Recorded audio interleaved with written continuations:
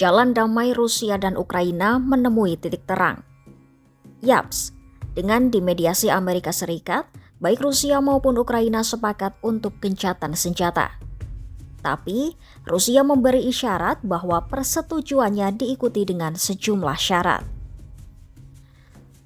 Lantas, seperti apa perjalanan perdamaian Rusia-Ukraina? Dan apa syarat yang diminta Moskwa? Simak selengkapnya dalam video berikut.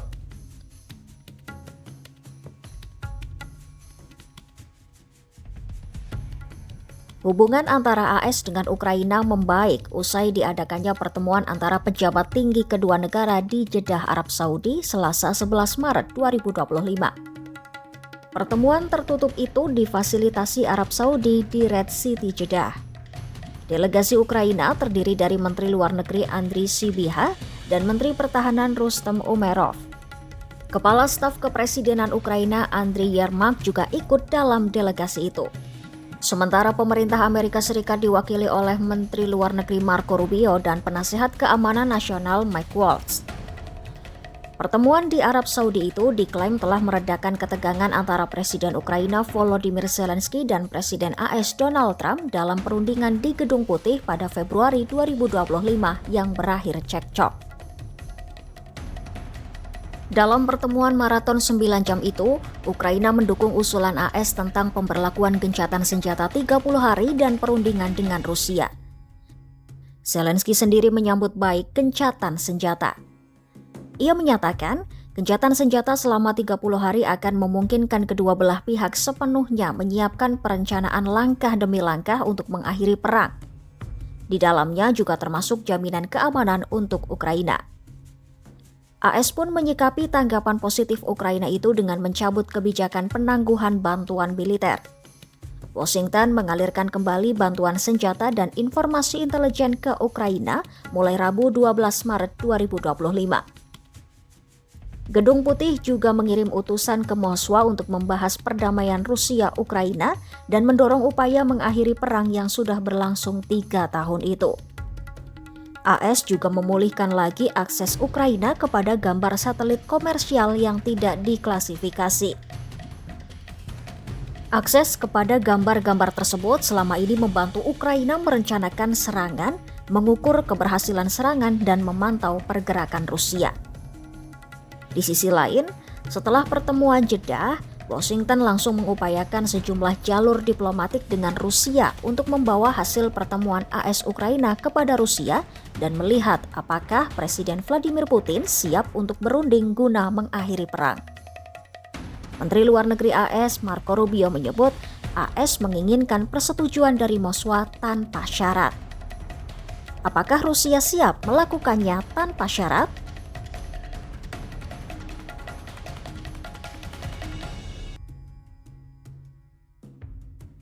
Putin pada Kamis 13 Maret 2025 menyebut pihaknya tidak mengesampingkan proposal AS dan Ukraina untuk gencatan senjata selama sebulan.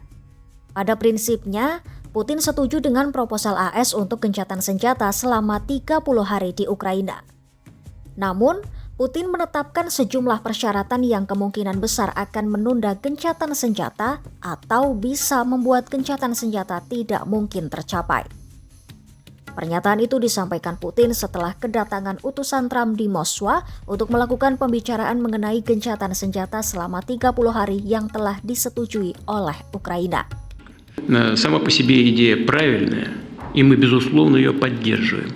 Но есть вопросы, которые мы должны обсудить. И думаю, что нам нужно и с американскими нашими коллегами, партнерами на этот счет переговорить. Может быть, с президентом Трампом созвониться и вместе с ним пообсуждать.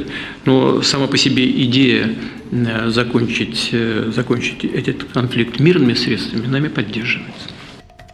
Putin juga masih mempertanyakan poin terkait apakah Kiev akan dapat terus menerima pengiriman senjata selama gencatan senjata 30 hari dan bagaimana gencatan senjata akan dipantau dan juga ditegakkan. Значит, эти 30 суток будут как использоваться? Для того, чтобы на Украине продолжилось это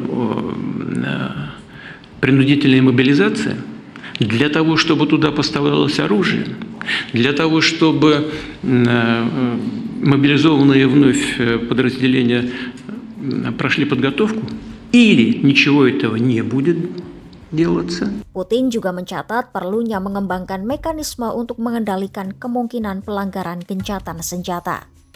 Вы представляете, почти 2000 километров. Кто определит, где и кто нарушил возможную договоренность о прекращении огня на протяжении 2000 километров? И потом, кто на кого будет сваливать нарушение этой договоренности?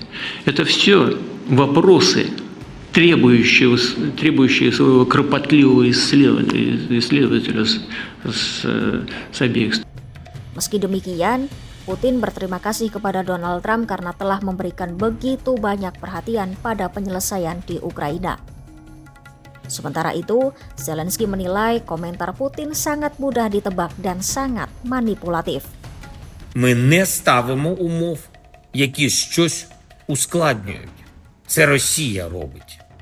Як ми завжди говорили, єдиний, хто буде все затягувати, єдиний, хто буде неконструктивний, це Росія. Їм треба війна. Путін вкрав роки миру і продовжує цю війну день за днем. Menurut Zelensky, Putin tidak memiliki keinginan untuk mengakhiri perang dan mengajukan syarat-syarat yang membuat gencatan senjata tidak mungkin tercapai. Ми всі почули з Росії дуже передбачувані, дуже маніпулятивні слова Путіна у відповідь на ідею тиші на фронті. Він фактично готує відмову станом на зараз. Путін, звісно, боїться сказати прямо президенту Трампу, що хоче продовжувати цю війну.